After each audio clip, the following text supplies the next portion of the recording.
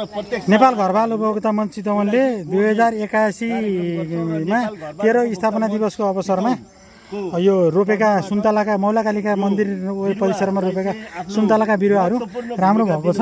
हेर्नुहोस् कस्तो भएर छ भन्ने कुरो। अहिले त्यसको गोडमेल कार्यक्रममा हामी आछौँ। सुन्तला राम्रो भएको छ है। यसमा मलजल र उसमा यसको सबभन्दा ठुलो श्रेय नेत्र पौडेल भाइलाई जान्छ है। यसमा नेत्र पौडेल भाइ सुन्तलाको बिरुवा कति राम्रो सुन्तलाको बिरुवा भएर छ यहाँ। हेर्नुहोस् हामीले 50वटा सुन्तलाका बिरुवा लिएर आएर रोपेका थियौँ यहाँ। सुन्तलाका बिरुवाहरू राम्रो भएको छ। अब यो सुन्तला फलेर खान पाइयो भने मौलाकालिका मन्दिरमा एउटा राम्रो सुरुवात हुन्छ भन्ने हामीले अपेक्षा गरेका छौँ है। हेर्नु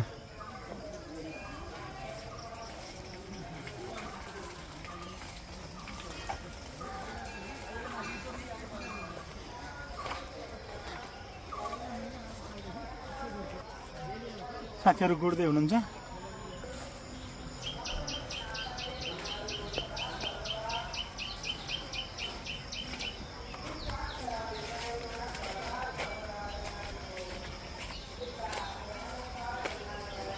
जस सुन्तलाका बिरुवाहरू राम्रो भएको छ।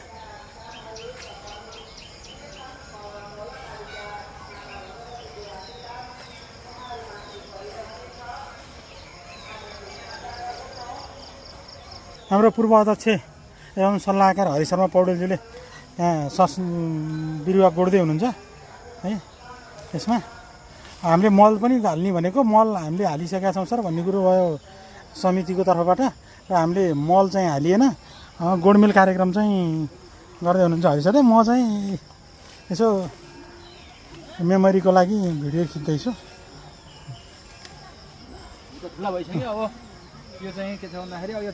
अबको 2 वर्षपछि त हामीले खान पाइन्छ होला फलेर।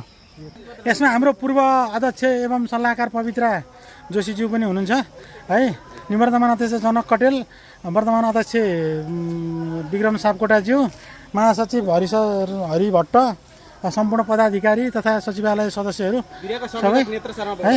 अब यो बिरुवाको सौजन्य नेत्र शर्मा पौडेलले गर्नुभएको भएर यो यहाँ रोपराईको संयोजक पनि नेत्र पौडेल भाइ भएको भएर मैले बोली पाएछु भन्छ नि भाइ। मैले बोल्ने छ तपाईँ रुद्राक्षी खोलेर